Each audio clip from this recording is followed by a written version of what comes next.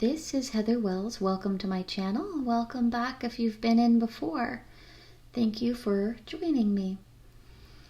The very last 10 to 15 seconds of this video will be pictures of the new picture that I'm going to do. It is going to be of candy for Valentine's Day, but if I have any hope of getting that video to you by Valentine's Day, I needed to put this project on pause. So it's just going to be a time lapse of the beach drawing so far. Since it's Christmas, I don't know if we're going to revisit the second half of it anytime soon, but I felt like I got enough of it done that you can get a really good idea of what it is I've done. I'm going to have all of the materials listed in my blog that's going to be linked in the description box below. And all of the materials are going to be listed in order of how I use them as far as the different components go.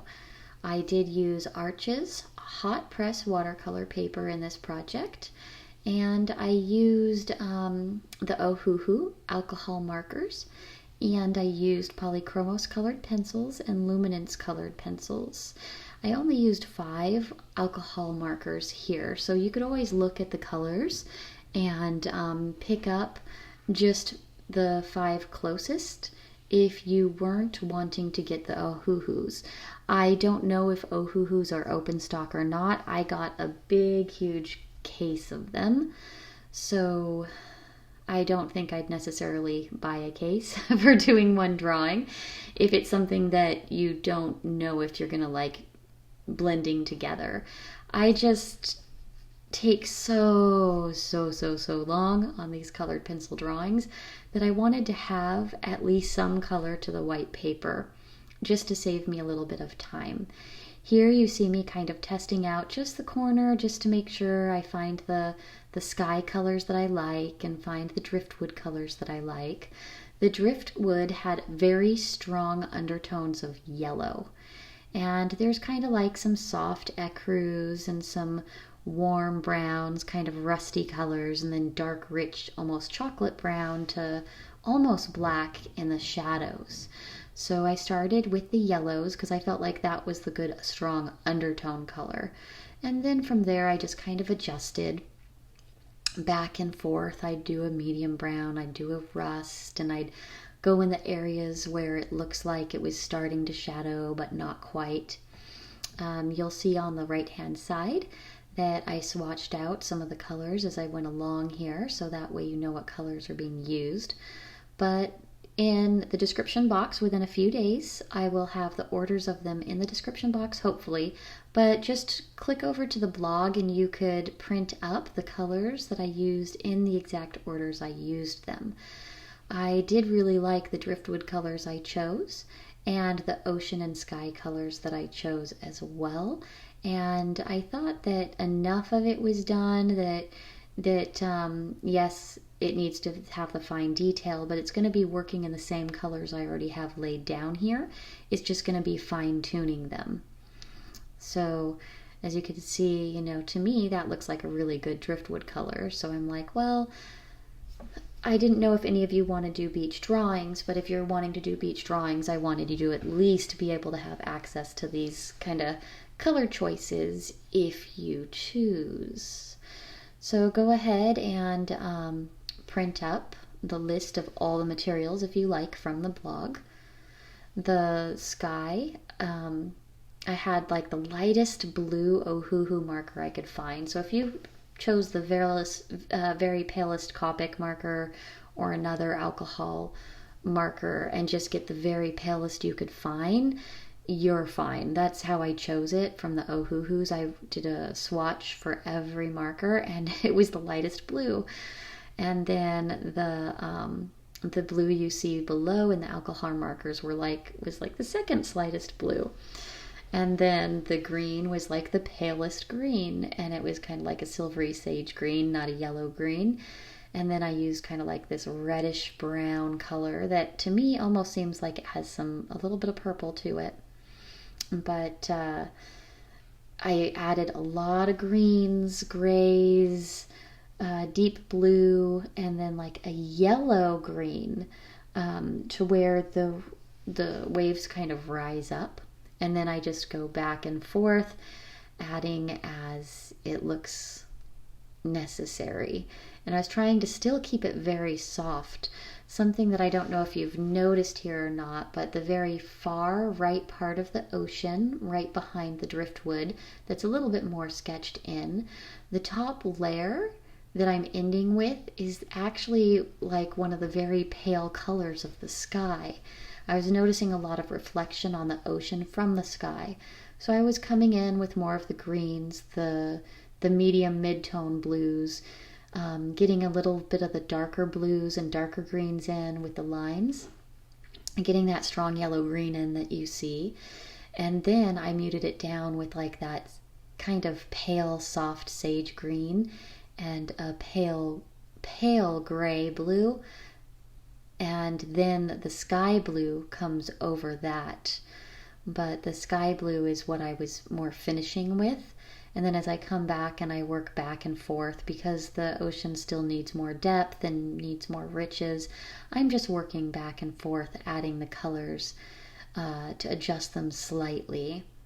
I have a very soft, darker line at the horizon line where the ocean meets the sky. I was noticing it was a little darker there, and then it lightened up. But after I did color the dark line there, I did go over it with that palest sky blue that I was using for the sky, and going over that line kind of made it soft and hazy and fuzzy. With the driftwood being closer and more in focus, that's where most of my sharp lines are going to be. All of the ocean lines are going to be more fuzzy, more hazy. There's going to be the suggestion of the lines, but they're not going to be hard lines. And then I'm going to go over them to kind of blend them in a little bit. So you have that hint of a line, but it's not going to be a hard, stark line. Here you see me I added like this red rust color to the very front of the ocean, and then I did a darker red-brown color towards the back of the area where you now see like the pale sage green and then the pale blue coming over.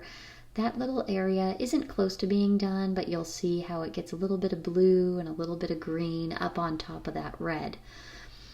But for some reason in the photos, the ocean closer to the sand, it had a lot of like red undertones, like the branches have the yellow undertones. And with me being pretty new to this, I don't know if that really is going to be the best way to go about it, but to me it seemed like that's what felt right to me, so I just went with it.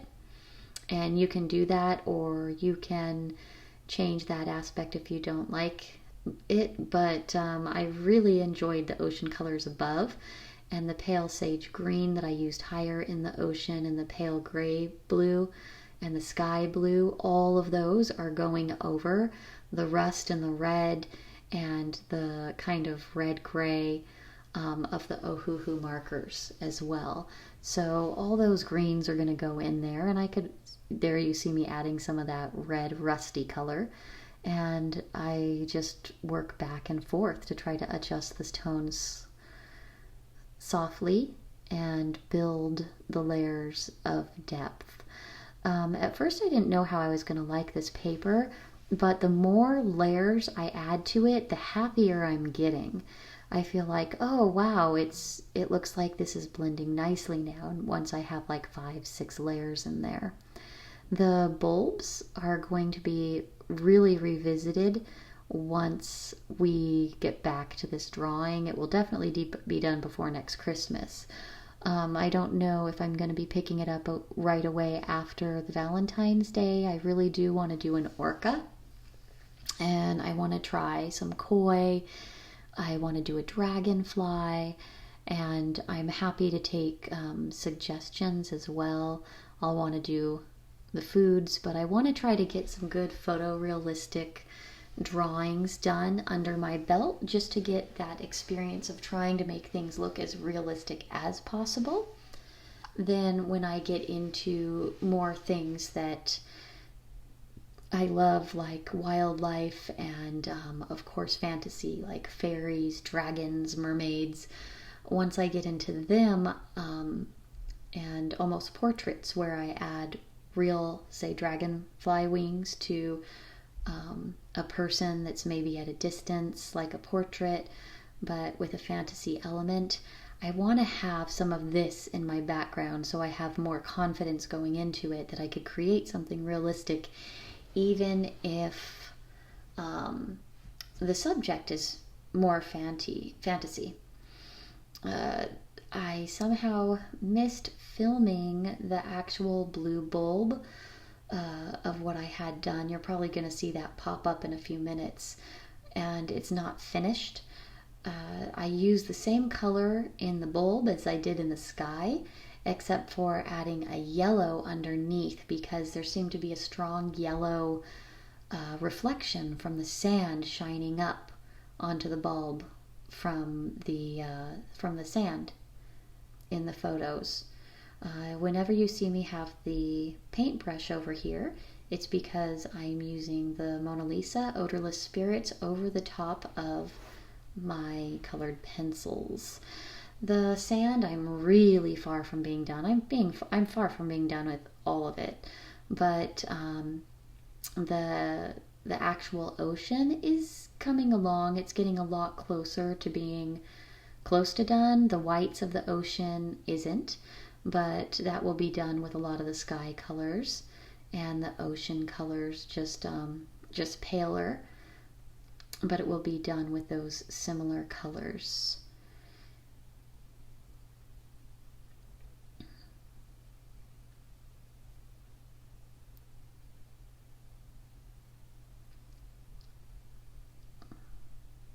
I'll use a pale aqua, pale blue-gray, whites, creams on the ocean foam, and there's actually a little bit of browns in there too that you'll see once we actually revisit it.